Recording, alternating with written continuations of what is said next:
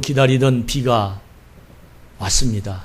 너무 더웠고 너무 가뭄이 오래돼서 기다렸는데 어젯밤에 비가 와서 우리의 마음이 아주 흐뭇한 것 같습니다. 근데 좀 습도가 많아서 좀 기분이 굉장히 맑거나 또 상쾌하지는 못합니다. 그럼에도 불구하고 하나님이 우리를 만지고 계시고 또 오늘 꼭 들어야 할 하나님의 말씀을 준비하셔서 여러분과 제가 행복한 이 예배가 될 줄로 믿습니다. 특별히 아이들에게 축복기도 하고 나면 저 아이들의 미래가 궁금해지고 또 그 미래를 하나님 어떻게 인도할까, 또 특별히 제 자신은 하나님 이 아이들이 우리 참 좋은 교회 열매가 되게 하여 주시옵소서. 지금까지 열심히 심고 또 그에게 하나님의 복을 빌고 또 그 아이의 부모들을 가르치고 기도해주고 이런 하나님의 은혜를 누리는 이 강단에서 뿌렸는데 심었는데 물을 줬는데 어디에서 열매가 맺어질까? 난 우리 아이들에게 열매가 맺어질 줄로 믿습니다. 30년 후를 바라보고 20년 후를 바라보고 또 이 나라와 이 민족의 기둥감이 될 이들을 바라보면서 신바람 나는 기도를 해드리고 있습니다. 여러분, 우리 부모님들도 특별히 이번 매주 둘째 주 이 축복기도 할 때마다 준비하면서 기도해 주시기 바랍니다. 그리고 준비하고 기도하기 바랍니다. 하나님의 은혜가 여러분 속에도 임하게 될 줄로 믿습니다. 우리 교회는 아이들이 많은 교회고 젊은이들이 많은 교회입니다. 그래서 저는 아이들이 나오는 프로그램을 종종 보고 있고 특별히 우리 손주와 손녀가 아주 잘 놀고 있어서 제 나름으로는 상당히 큰 행복을 주고 행복을 받고 있습니다.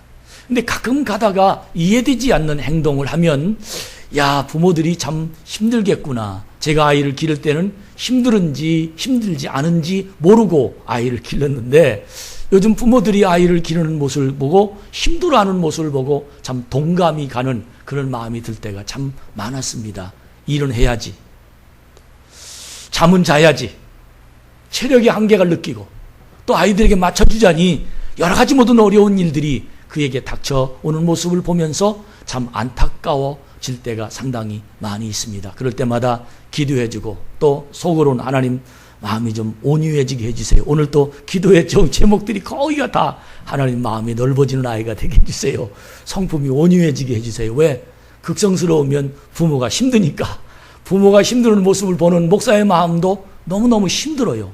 여러분, 정말 우리 교회가 이런 사랑스러운 마음으로 강단과 성도들 가정이 일치가 되어서 하나님 말씀 가운데 아이를 잘 길러내도록 하는 복된 모습이 여러분과 저희 속에 이루어지기를 간절히 바랍니다. TV 프로그램 중에 우리 아이가 달라졌어요 하는 프로그램을 저는 종종, 자주는 아니지만 종종 봅니다. 지난주엔가요, 그 프로그램을 보면서 아이 하나가 자꾸 그림을 그리면 그 모든 그려진 그림 속에 가서 눈만 쳐다보면서 새카만 것 크레파스로 그려놓습니다.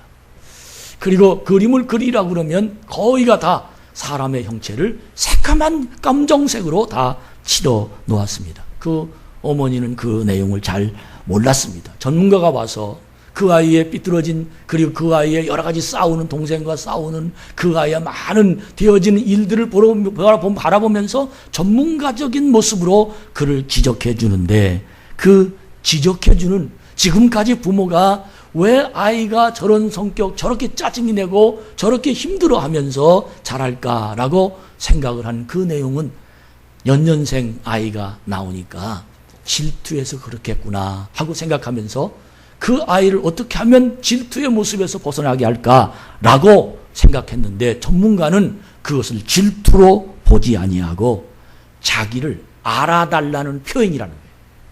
자기를 알아줘라. 내가 여기 있다. 모든 사람이 자기를 보고 있는데 그 보고 있는 눈초리를 보면서 상당히 소심한 아이가 자기를 알아주라라는 그 눈동자에게 시커먼 그림을 그리는 것은 자기를 그렇게 보지 말라라. 자기를 쳐다보는 그 시각에 두려움이 있어서 그런 소극적인 마음을 가지고 있는 그 아가 자기를 알아줘라 하는 이런 내용으로 자꾸 새카만 그 눈에다가 새카만 칠을 할 수밖에 없었고 모든 그림도 그렇게 할 수밖에 없었습니다라고 이야기하면서 전문가가 아이를 가리키는 방법을 부모에게 가르쳐줍니다. 인정해줘라. 그리고 칭찬해줘라. 그리고 시각을 바꿔줘라. 그리고 난 다음에 며칠 된 다음에 변화된 모습을 보니까 그림을 그렸는데 전에는 다 시커멓게 그린 그림이 이제는 칼라로 그림을 그립니다. 옷 모양도 다르고 눈 모양도 다르고 그렇게 그림을 그리면서 이 아이의 성격이 이렇게 달라졌습니다. 그렇게 이야기를 하면서 해석하는 그 모습을 보면서 야, 참 전문가가 대단하고 그리고 아이란 이런 거구나.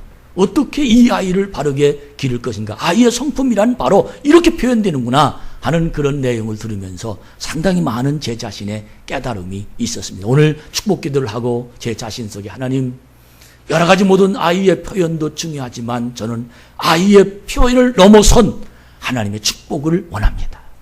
하나님이 고치시면, 하나님이 인도하시면, 하나님이 승리하게 하시면 저 아이가 하나님의 은혜 가운데로 인도받는 복 있는 아이가 될 줄로 믿습니다. 이런 마음으로 기도를 해 주었습니다. 아이, 지금까지는 나이가 어린 아이, 태어난 지 얼마 안 된 아이를 여러분에게 설명해 드렸습니다. 그런데 나이는 많은데 마음이 아이가 있는 사람들이 참 많습니다. 차라리 정신적 연령이 부족한 전응하는 이해가 되는데 이성도 활발하게 움직이고 배운 것도 많고 지식도 굉장히 훌륭한데 이상하게 아이의 성품을 버리지 못한 아이도 어른도 많다는 것을 저는 느끼면서 이 강단에 섰습니다. 어느 의사가 환자를 진료하다가 환자마다 보여지는 상태라든지 그 환자를 보면서 느낀 생각이라든지 그 환자가 그 치료를 받으면서 고통스러워하는 그 모습이라든지 이런 내용을 수기로 책을 써서 사람들에게 펼쳐진 그 책이 있습니다. 이 책의 내용을 보면 특별히 위장병에 대한 내과에 관한 기록을 그분이 했는데 이렇게 그 자기 의사로서 수기를 쓰면서 위장병에 걸린 사람을 쳐다보는 그 내용을 그 의사가 이렇게 기록합니다. 위장병에 걸려서 고쳐달라는 환자를 보면 속으로 화가 치밀어 오른다. 솔직히 욕을 해대고 싶다. 더 아주 그냥 리얼한 욕도 있는데 그건 빼고 그러면서 그 뒤 설명하기를 동물은 아무리 맛있는 음식을 보아도 위에 80% 정도만 채우지 더는 채우지 않는답니다. 그런데 사람은 120% 이상을 먹어서 위가 확장이 된답니다. 비만이 생긴답니다. 그래서 병이 생긴답니다. 정말 안타까운 일들이 자기가 보기에는 동물보다 죄송한 표현이지만 좀 못하지 않느냐라는 그런 표현을 하면서 이런 이야기로 충고를 해줍니다. 당신의 육체를 경영하십시오. 그러면 당신은 날씬해질 것이요 건강해질 것입니다. 동물처럼 80%만 위에 채우십시오. 그러면 당신은 기분 좋게 살 것이고 건강하게 살 것입니다. 정신건강학자가 인간다운 인간의 수준을 사람다운 사람의 성숙한 모습을 그는 몇 가지로 사람이 어떻게 해야 사람인 줄 아느냐를 설명하는데 그 논문 속에는 첫 번째는 동물적 욕망을 인간적으로 조절할 수 있는 사람이 사람이다. 인간은 본능에 의해서 욕망이 누구나 다 동물적으로 본능으로 움직일 수 있다는 겁니다. 그런데 인간은 사람이라면 이것을 사람으로서 조절할 수 있어야 사람이라는 겁니다. 끌리는 대로 행동하지 말아라. 동물적 욕망을 제어할 수 있어야 사람이 사람이란다. 비만증에 시달리는 사람들을 봅니다. 본능에 충실하게 삽니다. 중독자들을 쳐다봅니다. 알코올 중독자, 아편 중독자, 심지어 여러 가지 모든 중독자, 자기 이성과는 별개로 몸이 움직여서 어쩔 수 없이 따라다니는 사람들. 머리로는 안 해야 되는데 라고 하면서 실제로 머리의 이성을 넘어서지 못하고 본능에 끌려 움직이는 사람들. 이 사람은 동물적 욕망을 인간적으로 조절할 수 없기에 그분은 형태는 사람이지만 사람으로 보아서는 그 사람과 대화가 안 된다라고 얘기합니다. 두 번째는 정신건강학자들이 발표한 논문에 어떤 사람이 사람으로 사람답게 사느냐, 맑은 이성을 가지고 있는 사람이라야 사람다운 사람으로 산다. 맑은 이성. 구정물 같은 인성, 텁텁한 이성이 아니라 깨끗한 이성. 정말 누가 봐도 분명한 자기 표현하고 자기 속에 가지고 있는 마음을 모든 사람이 읽을 수 있는 맑은 이성을 가지고 세상을 살아가는 사람이라야 사람다운 사람이라는 겁니다. 맑은 이성이 병들면 생각하는 것이 고장납니다. 맑은 이성이 병들면 생각하는 것이 고장납니다. 사람을 상대하다 보면 어째 사람으로서 저런 생각을 하며 살아갈 수 있을까? 아니, 저 사람 맞아? 아니, 사람은 왜 저렇게 생각하며 사나?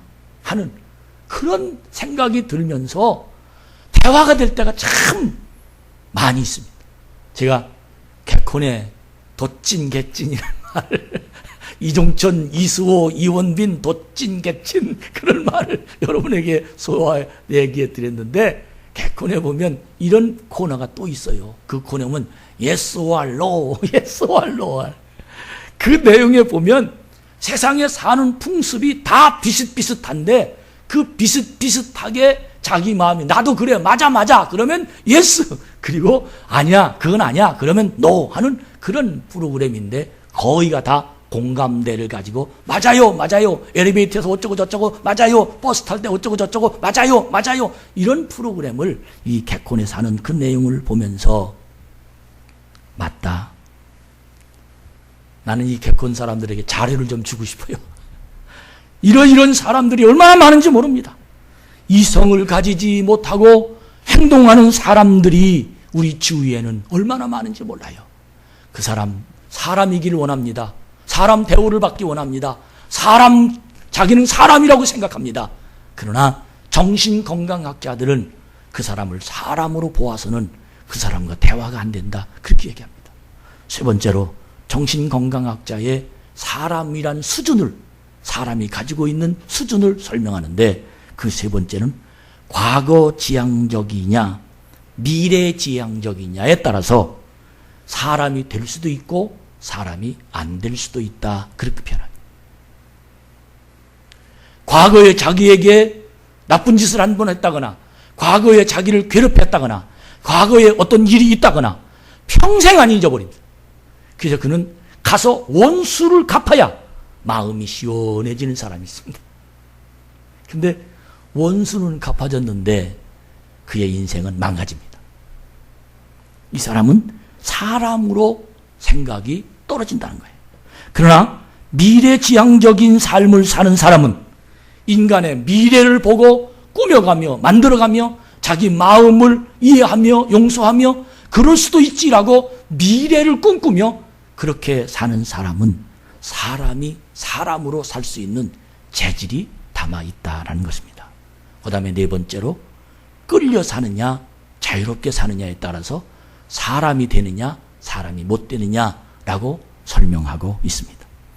자발적으로 하느냐 아니면 어쩔 수 없이 끌려다니며 살아가느냐 이성이 작동되는 사람은 스스로 철학이 있고 스스로 보람이 있는 일을 하는 사람은 끌려다니는 사람이 아니라 자기결정으로 하는 사람다운 사람으로 세상을 살 수 있습니다. 그러나 많은 사람들이 이성으로 살지 않고 감정이나 때로는 욕심이나 때로는 분위기나 때로는 어쩔 수 없어서 끌려다녀 세상을 사는 사람도 한두 사람은 아닙니다. 여러분, 정신건강학자의 사람, 왜 이 말을 했습니까? 사람이지만 너는 어린아이다 라고 지적해주고 싶어서 그런 말을 하는 겁니다. 당신은 사람이지만 동물적인 본능이 당신을 움직이는 사람이다 라고 지적해주고 싶어서 정신건강학자들은 그렇게 우리에게 설명해주고 있는 것 같습니다. 이런 인간의 마음과 동물적인 본능의 사이에서 우리 모두는 아무리 고고한 사람이라 할지라도 갈등을 가지며 살고 있습니다. 어떤 사람이 이 말에 자유롭게 살 수 있습니까?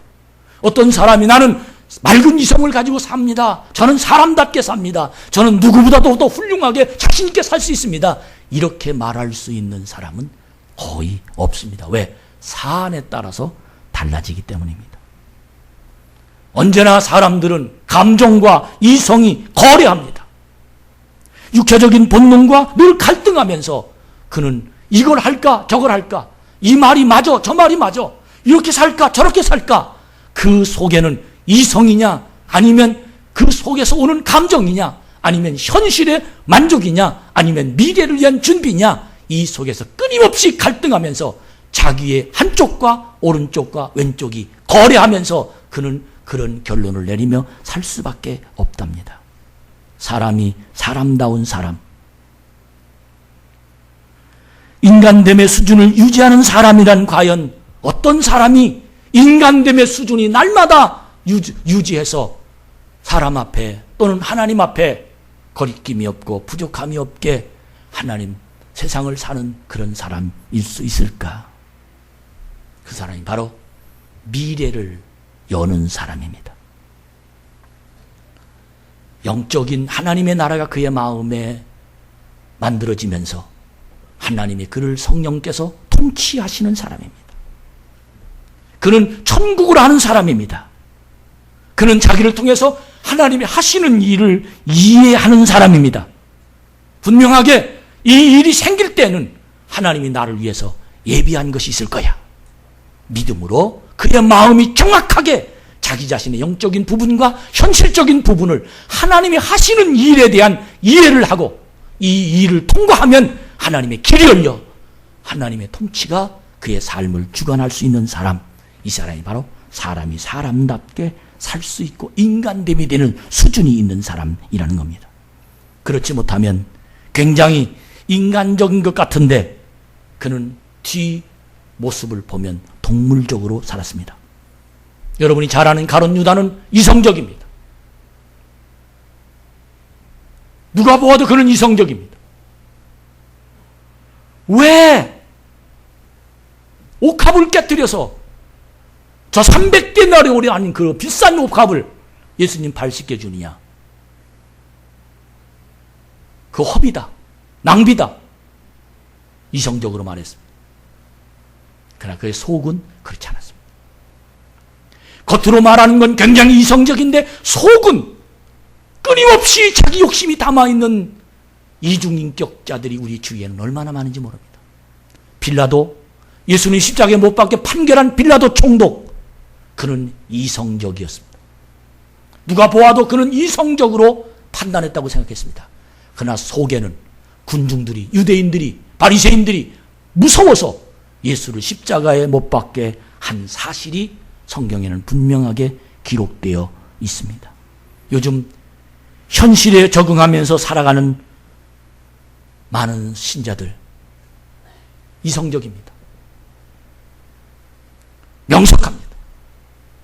그러나 사랑하는 우리 참 좋은 교회 성도 여러분, 그 속에, 이성적인 그 속에 내 내면에는 내 욕심이 담아있다는 것 인정하며 예배에 드려지시기를 바랍니다.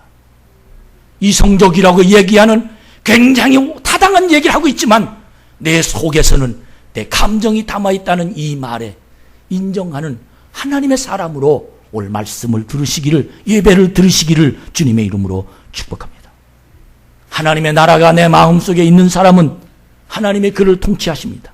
그는 자기의 의지나 자기의 이성이나 자기의 판단이나 자기의 미래나 자기의 계획이 그를 이끌어가는 것이 아니라 하나님이 그의 마음을 통치해서 성령의 이끌림을 가는 하나님의 사람이 될 수 있습니다. 고린도에 보면 바울이 고린도 교회에게 편지를 쓰면서 고린도 교회 성도들을 교육합니다. 그 교육을 얘기하면서 예언받은 사람들에 대한 바울이 그들에게 대한 교육을 하는데, 그 교육은 뭐냐면, 내가 분명히 하나님의 예언을 받았다. 넌 하나님의 사람이다. 넌 네가 받은 분명히 하나님이 그렇게 원하신다. 그러나 그 일이, 그 말이 교회에 덕이 되지 않으면 하나님의 받은 것을 덮어라. 많은 사람들이 자기 이성의 명석한 두뇌를 가지고 판단하며 세상을 살아가지만 덕이라는 것을 느끼지 못하고 하고 싶은 말을 하고 자기 멋대로 조직체를 함께 참여하다가 보면 하나님의 일이 그르칠 경우가 있다는 겁니다.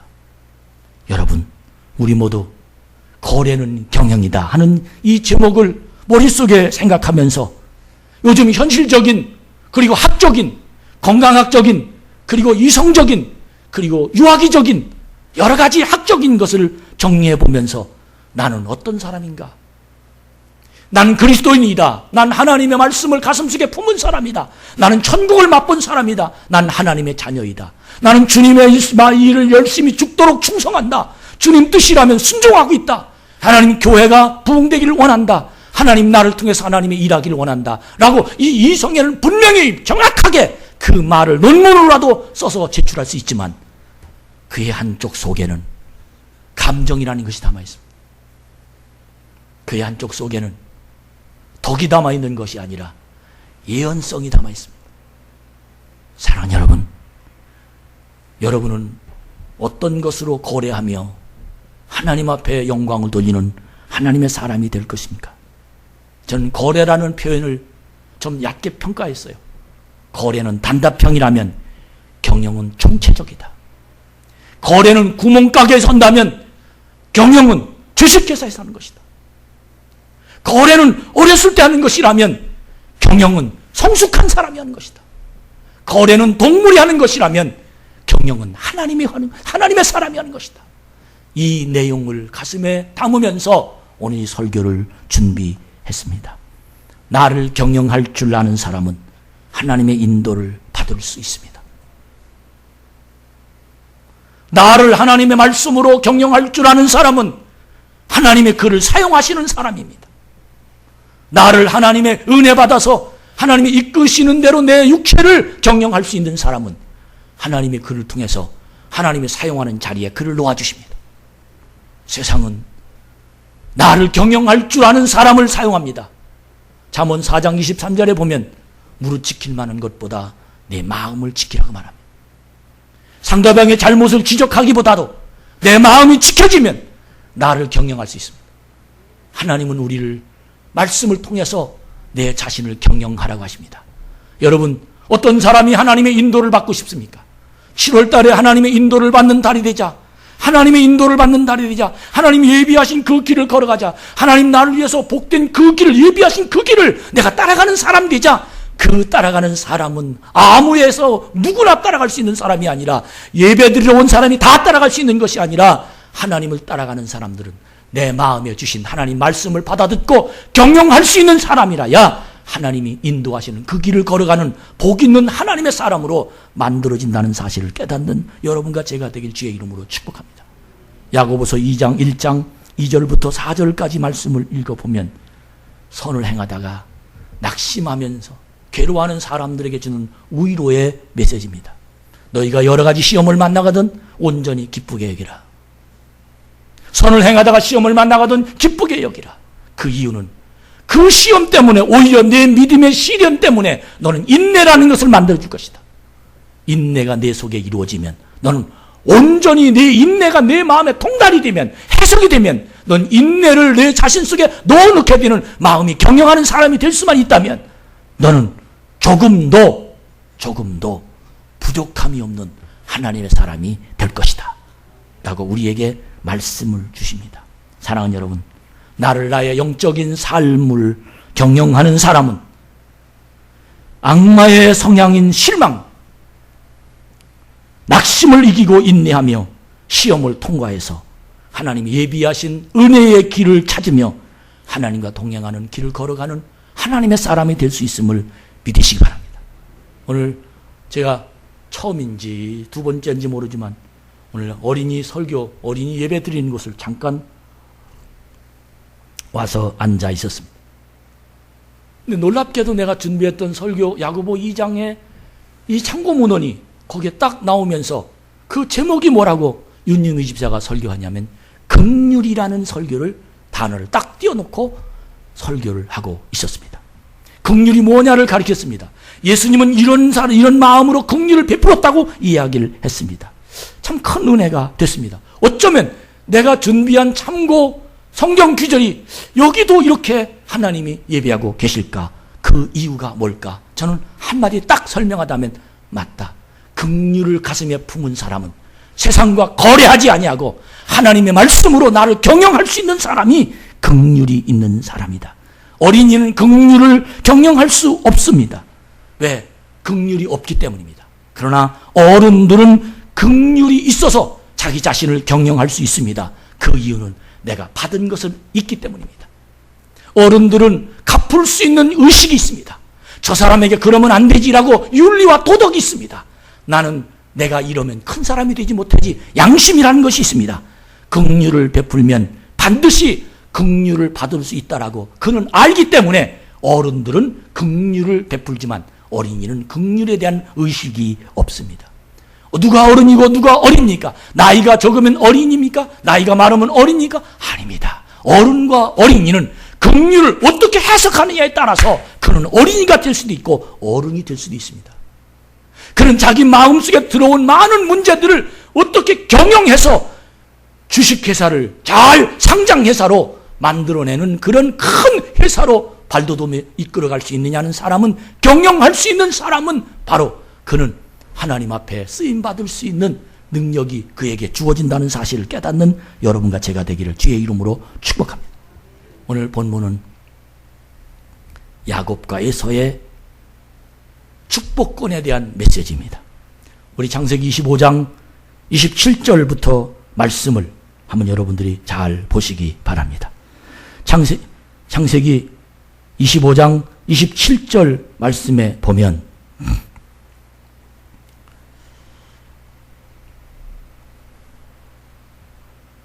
에서와 야곱에 관한 메시지가 기록이 되어 있으면서 그 중간에 어머니와 아버지가 있습니다. 특별히 오늘 이 성경은 어머니에 관한 중간 사람으로서 누구를 축복받는 사람으로 만들어낼 것인가를 설명한 내용인데, 그 아이들이 장성하매 라고 표현하면서 그 아이들은 그 전까지 쌍둥이를 설명하고 있습니다. 먼저 태어난 아이를 에서, 발뒤꿈치를 붙잡고 태어난 쌍둥이 그를 야곱이라고 설명합니다. 근데 에서가 자라고 야곱이 자랐습니다. 자라서 그들의 성격과 그들의 활동 성향을 이야기하고 있는데 27절에 보면 사냥에 익숙한 에서를 설명하고, 그리고 야곱은 조용한 사람이었다라고 설명합니다. 28절 읽읍시다. 시작. 이삭은 에서가 사냥한 고기를 좋아하므로 그를 사랑하고 리브가는 야곱을 사랑하였더라. 아버지가 사랑하는 사람과 어머니가 사랑하는 사람이 달랐다라는 것입니다. 아버지는 남자다운 사람을 사랑하고 사냥하는 사람을 사랑했지만 어머니는 조용하고 자기와 대화하고 자기를 사랑하고 자기와 함께 더불어 말동무가 되고 자기 의견을 잘 들어주는 그런 야곱을 더 사랑했다는 겁니다. 야곱이 죽을 썼습니다. 에서가 들어왔습니다. 돌아와서 심히 피곤하고 배고픈 것을 야곱이 쳐다봤습니다. 그리고는 에서가 야곱에게 질문합니다. 나 배고프다. 너 그거 가지고 있는 게 뭐냐? 붉은 것이라고 설명합니다. 그 붉은 것, 그거 나한테 먹게 하라. 그리고는 야곱을 쳐다봅니다. 그랬더니 야곱이 그에게 하는 말이 31절 읽읍시다. 시작. 야곱이 이르되 형의 장자의 명분을 오늘 내게 팔라. 팥죽 한 그릇. 붉은 것이 뭡니까? 팥죽밖에 더 있습니까? 호박죽은 노란 것이고 팥죽은 붉은 겁니다. 물론 붉은 것도 여러 가지 이게 있겠지만 오늘 우리들이 한국적인 얘기에 의하면 아마 팥죽이라고 그렇게 해석해도 좋을 것 같습니다. 팥죽 한 그릇 딱 들고 따끈따끈한 거 배고플 때 저거 한 그릇 먹으면 정말 좋겠다고 생각한 이 에서를 쳐다보면서 야곱이 너 이거 줄게. 나 장자의 명분 나한테 줄래? 그랬더니 에서가 말하되 32절에 보니 에서가 이르되 죽게 되었으니 말고. 이 말은 배고파 죽겠어. 팥죽이 문제야. 장자가 문제냐? 그거 나 줘. 아유 됐어. 나 장자 안 할 테니 네가 해라. 너 그거 팥죽 하나 줘라.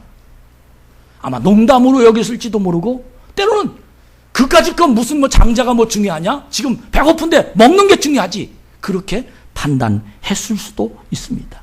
그러면 더 한 가지 덧붙인 얘기는 장자의 명분이 내게 무엇이 그렇게 중요하고 유익하겠느냐라고 거기까지 마무리까지 딱 에서는 지었던 겁니다. 오늘날 많은 사람들이 당장 급한 것 하다가 하나님이 그에게 예비한 것을 놓치는 사람들이 얼마나 많은지 모릅니다. 오늘날 많은 사람들이 당장 화가 나서 하나님이 그를 통해서 하시고자 하시는 일을 떨어뜨리는 경우가 얼마나 많은지.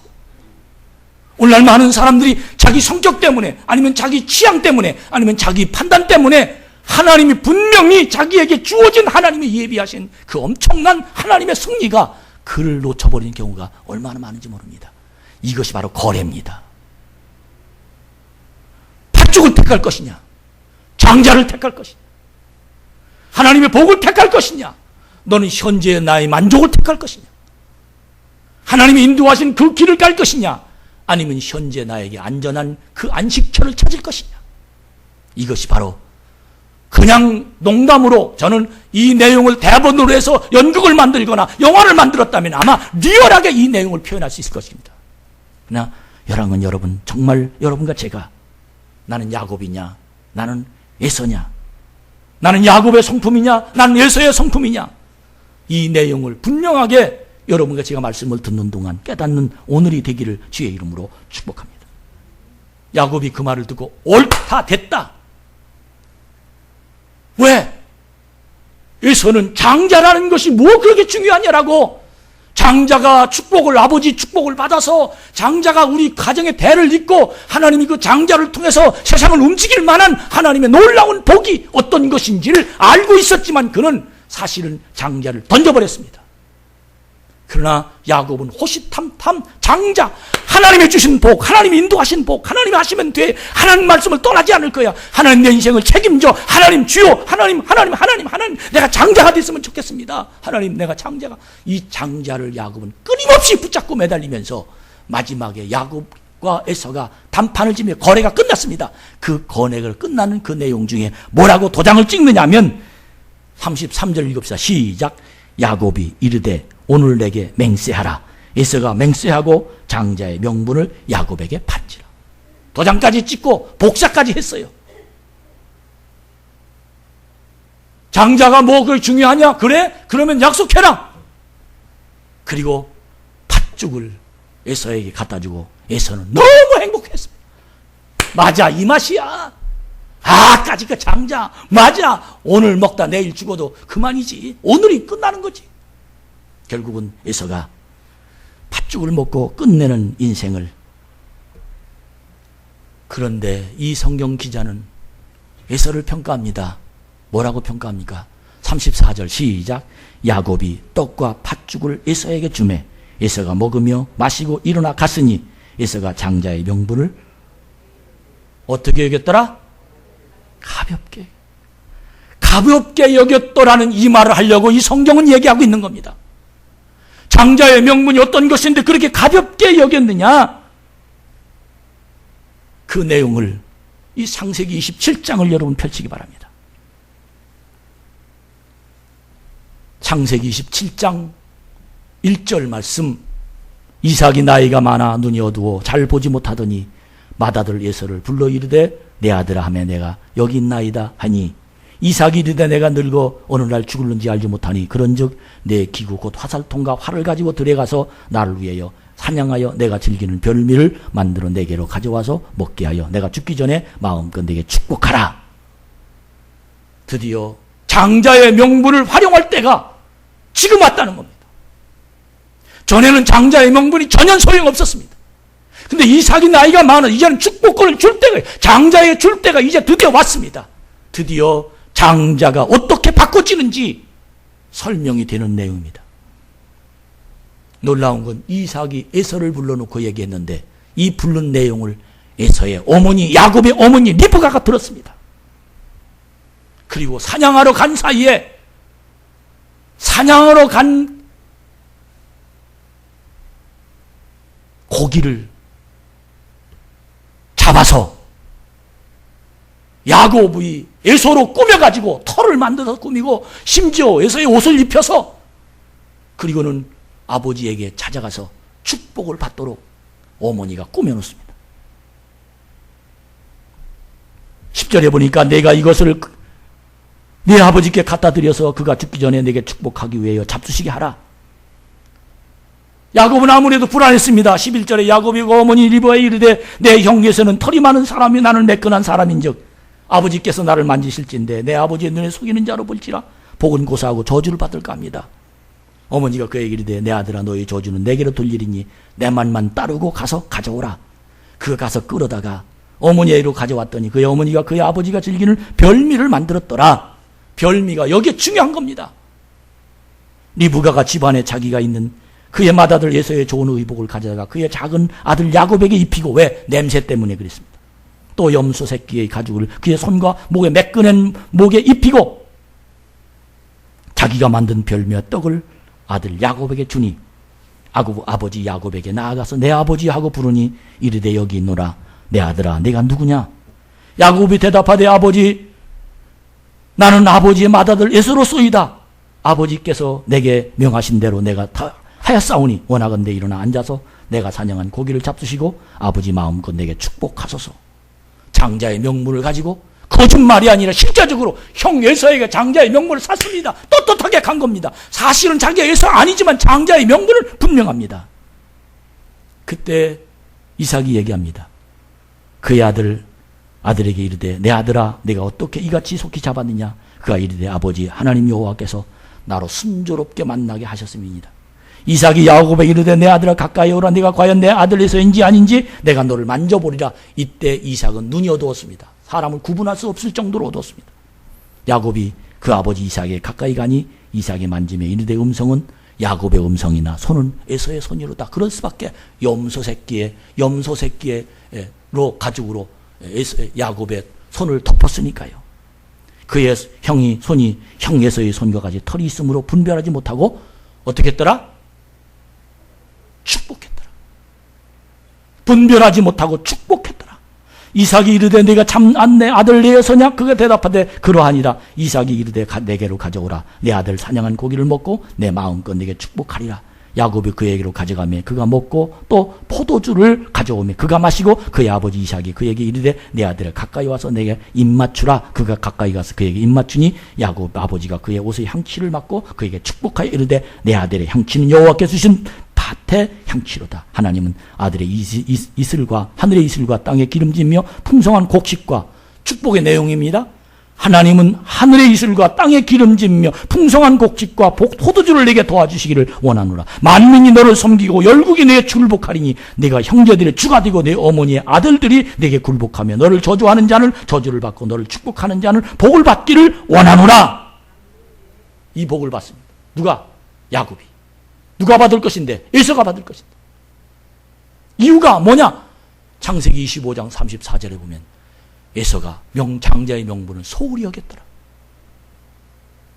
그는 밭주간 그릇에 거래해서 결국은 자기가 받을 엄청난 오늘 이 성경에 하나님은 하늘의 이슬과 땅의 기름진 풍성한 곡식과 포도주를 내게 주시기를 원하노라. 만민이 너를 섬기고 열국이 내게 굴복하리니 네가 형제들의 주가 되고 내 어머니의 아들들이 내게 굴복하여 너를 저주하는 자는 저주를 받고 너를 축복하는 자는 복을 받기를 원하노라. 이 엄청난 하늘의 복, 이것이 야곱에게 넘어갑니다. 놀라운 건 30절에 보면 이삭이 야곱에게 축복하기를 마침에 야곱이 그의 아버지 이삭 앞에 나가자 곧 그의 형 에서가 사냥하여 돌아온지라.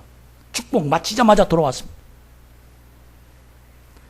31절에 그가 별미를 만들어 아버지에게로 가지고 가서 이르되 아버지여 일어나서 아들이 사냥한 고기를 잡수셔서 마음껏 내게 축복하소서. 그의 아버지가 이삭이 그에게 이르되 너는 누구냐? 그럴 수밖에. 에서의 이름으로 복을 받았는데 에서가 와서 복을 내려달라니 너 누구냐? 그렇게 이야기할 수밖에 없습니다. 그때 에서가 나는 아버지의 아들 곧 맏아들 에서로소이다. 아버지가 심히 떱니다. 33절에 그러면 사냥한 고기를 내게 가져온 자가 누구냐? 내가 오기 전에 내가 다 먹고 그를 위해 축복하였은즉 그가 반드시 복을 받을 것이니라.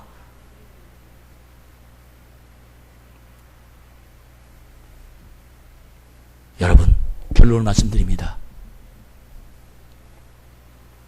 전 오늘 설교를 준비하면서 왜 책망하게 다른 말 하지 않냐고 말씀을 여러분에게 읽어드리냐면, 나는 과연 나의 인생과 어떤 거래를 하고 살겠냐? 날 때부터, 탄생하는 날부터 인생은 거래하며 삽니다. 엄마하고 거래합니다.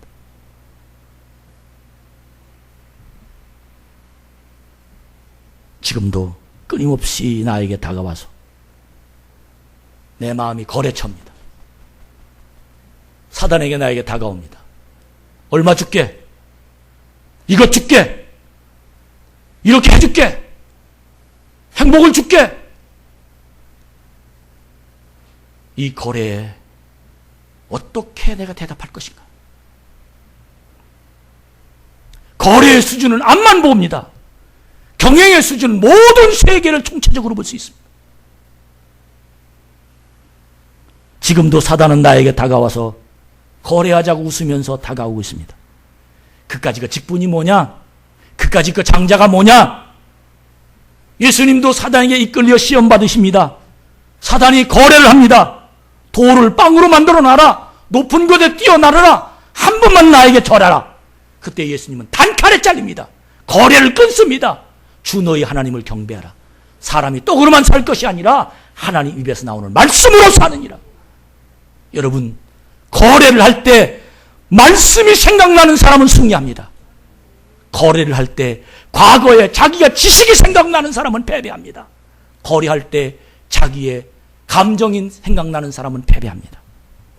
거래의 명수는 예수 그리스도이십니다. 사랑하는 여러분, 중요한 건 하나님의 사람들은 예수의 피가 흐르고 있습니다. 나의 유전자는 예수의 유전자입니다. 그렇다면 나도 예수님처럼 거래를 명수로 할 수 있는 하나님의 길이 있다는 사실을 깨닫는 자가 되기를 축복합니다. 우리는 이길 수 있습니다. 우리는 거래하면서 명수로 예수님처럼 물리칠 수 있습니다. 문제는 내가 유아기적이라는 거예요. 문제는 내가 사람이라는 거예요. 문제는 내 자신이 감정이 나를 감싸 안고 있다는 거예요. 문제는 과거 지향적이라는 거예요. 문제는 언제나 자기중심적이라는 거예요. 이런 사람이 거래하면 백발백중 그는 사단에게 질 수밖에 없습니다. 하나님이 그를 인도할 수 없습니다. 야곱을 인도하신 이유가 무엇입니까? 그는 하나님의 축복을 선호했습니다. 하나님이 원하시는 일을 따라했습니다. 사랑하는 우리 참 좋은 교회 성도 여러분, 주님의 보혈은 능력이 있습니다. 주님의 피를 믿어야 됩니다. 주의 보혈 능력이 있도다. 주의 피 믿어. 주의 보혈 그 어린 양의 매우 귀중한 피로다. 주의 보혈은 능력이 있습니다. 육체의 정욕을 이길 수 있습니다. 하나님이 나와 함께 계십니다. 하나님 내 인생을 책임져 주십니다. 이 세상은 하나님 손에 달렸습니다. 내 인생은 하나님의 축복의 통로가 되어야 됩니다. 나는 하나님이 지금도 나에게 내 길을 예비하시면서 나를 만나 주십니다. 그러나 사단은 지금도 나와 거래하십니다. 무엇을 하고 교활 합니까? 너 예배 시간이 자라. 딴 생각해라. 너 오후 예배는 참석하지 말고 네 맘대로 가라. 너 하나님의 것이 무엇이냐? 먹고 봐야지. 11조는 하지 말아라. 전도 바빠 죽겠는데 하나님에게 내놓는 시간이 없습니다. 하나님께 내려놓는 물질이 없습니다. 하나님께 해야 될 아무것도 난 없습니다. 하나님께 받아가야 할 것만 있습니다. 유아기적인 생각입니다. 사람일 수밖에 없습니다. 사람도 안 됩니다. 하나님의 사람이 안 됩니다. 사랑하는 여러분, 야곱은 하나님을 제일 중심으로 살았습니다. 에서는 자기 것을 최고로 주고야 생각했습니다. 여러분 어떤 길을 택하겠습니까?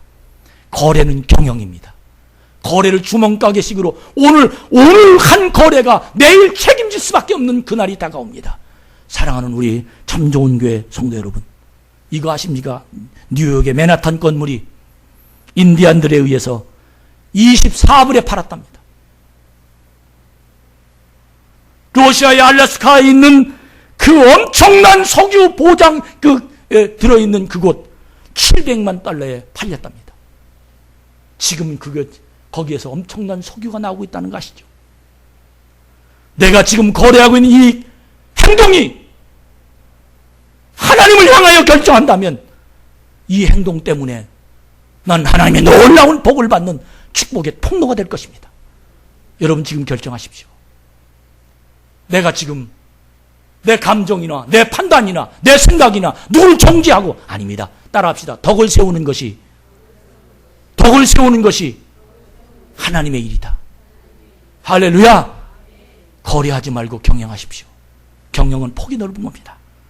여러분과 제가 정말 믿음 안에서 하나님의 은총으로 사는 복 있는 한 주간이 되기를 축복합니다.